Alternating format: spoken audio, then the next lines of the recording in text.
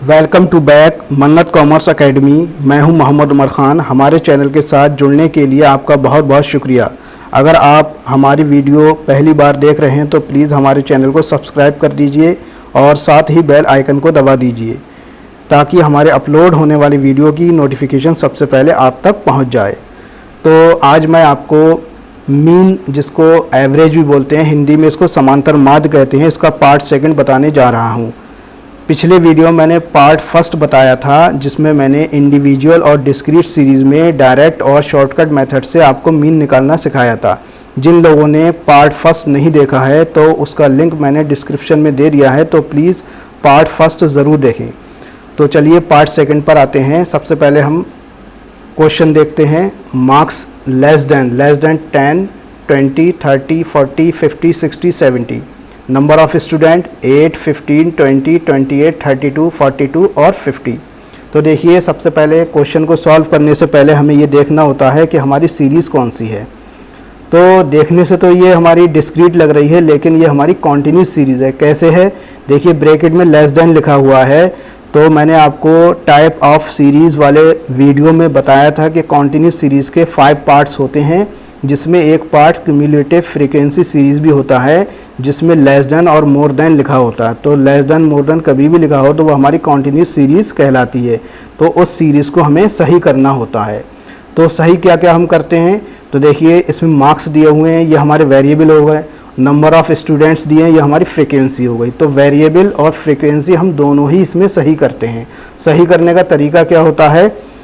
सबसे पहले हम मार्क्स में देख लेते हैं कि डिफरेंस कितने का चल रहा है। तो देखने से पता चला कि 10 से 20, 20 से 30, 30 से 40, 40 से 50, इसमें सब में 10 का डिफरेंस चल रहा है।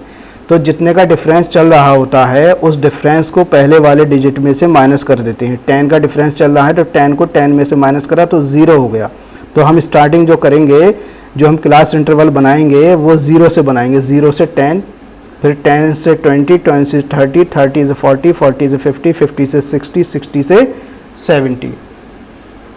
देखिए,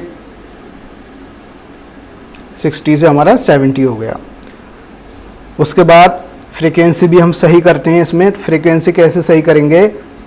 जो फ्रीक्वेंसी हमें सबसे पहले दी होगी उसको हम ऐसे ही लिख लेंगे। बाकी की फ्रीक्वेंसी कैसे सही करेंगे? अगली फ्रीक्वेंसी में से पिछली फ्रीक्वेंसी माइनस करते चले जाएंगे। जैसे 8 तो हमने ऐसी लिख दी, फिर 50 में से 8 माइनस कर दिए तो 7 आ गए। 20 में से 15 माइनस करें तो 5, 28 में से 20 माइनस करें तो 8, 32 में से 28 माइनस करें तो 32 में से 28 माइनस करें तो 4, 42 में से 32 माइनस करें तो 10, 50 में से 42 माइनस करें तो 8। इस तरह से हमने मार्क्स को भी सही कर लिया, यानी क्लास इंटरवल बना लिए हमने, और फ्रीक्वेंसी को भी सही कर लिया। अब क्या करेंगे? हम इसका अगला कॉलम बनाएंगे मिड वैल्यू, जिसको हम x मान लेंगे। मिड वैल्यू क्यों निकालते हैं? कभी भी हमें ग्रुप दिए हों, मतलब ये क्लास इंटरवल दिए हों, तो हम मीन जब भी निकालेंगे तो हम उसकी मिड वैल्यू निकाल लेंगे। मिड वैल्यू कैसे निकालते हैं? जो भी ग्रुप दिया होता है उसको हम ऐड कर लेते हैं और उसका आधा कर लेते हैं। जैसे 0 और 10 हमारे 10 हो गए, उसका आधा हो गया 5। 10 और 20 30 हो गए, उसका आधा हो गया 15। 20 और 30 50 हो गए, उसका आधा हो गया 25। 30 और 40 हमारे हो गए 70, उसका आधा हो गया 35। 40 और 50 90 हो गए, उसका आधा 45। 50 और 60 110 हो गए, इसका आधा हो गया 55। 60 और 70 130 हो गए, इसका आधा हो गया हमारा 65। तो ये हमारी मिड वैल्यू निकल कर आ गई। अगला कॉलम बनाते हैं fx का। fx कैसे निकालते हैं हम?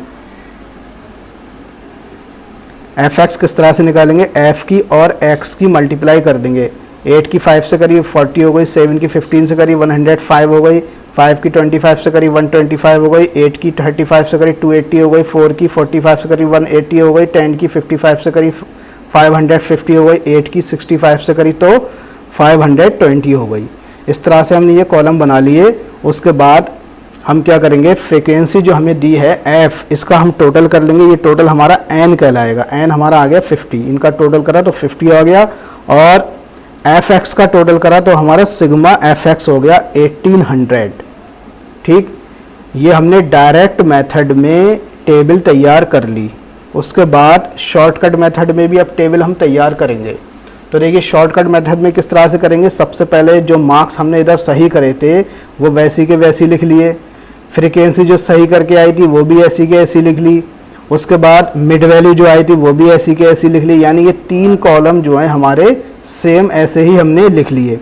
अब इसमें क्या होगा, अगला कॉलम हम dx का बनाएंगे। शॉर्टकट मेथड में हम dx का कॉलम बनाते हैं और dx कैसे निकालते हैं, जो हमारा x होता है उसमें से हम जो सबसे छोटा नंबर होता है उसको एज्यूम्ड ले लेते हैं, a ले लेते हैं। तो यहाँ सबसे छोटा नंबर हमारा 5 है, 5 को हमने a ले लिया, a हमने 5 मान लिया। अच्छा, हम एज्यूम जो है बीच का नंबर भी ले सकते हैं, बीच का नंबर लेने से क्या होगा, कुछ प्लस के dx आएंगे कुछ माइनस के।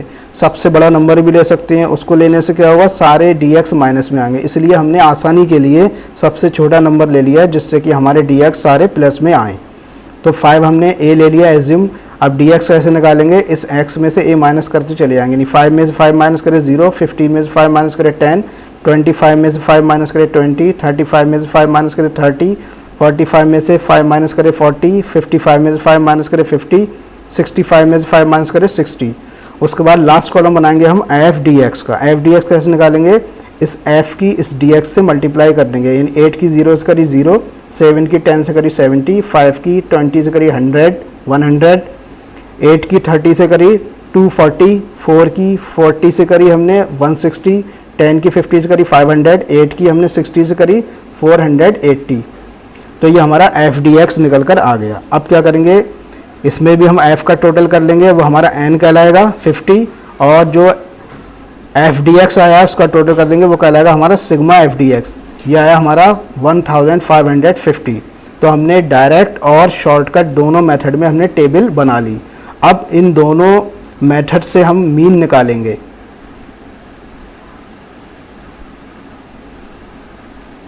देखिए सबसे पहले डायरेक्ट मेथड का हमने फार्मूला लगाया, x यानी मीन इज x बार, यानी mean is equal to sigma F X upon N.